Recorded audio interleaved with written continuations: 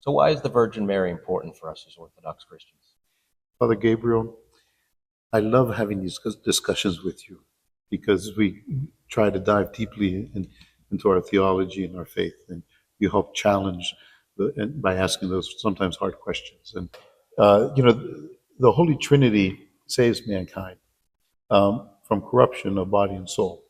God the Father sends His only begotten Son by the power of the Holy Spirit to save humanity. Humanity had to freely respond to God's gesture of grace. It is the Virgin Mary who is the person who agreed to this. And when she said to Gabriel, "Behold, the maidservant of the Lord, let it be to me according to your word." Thus we see that Mary was willing to respond to this incredible act of love and mercy by our God. Beautiful, Father. And something that I found really interesting that you had mentioned before is that in the accounts of Christ's life in the Gospels, these were written by the apostles, written by the evangelists, and yet they weren't there when Christ was a young man, when he was a baby. So how does the Panagia play a role in this?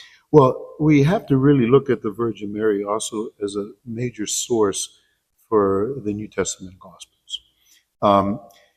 Particularly the early life of Jesus, his conception and his birth. The disciples weren't there. How did they learn of these things? It had to be the Mother of God who told them these stories.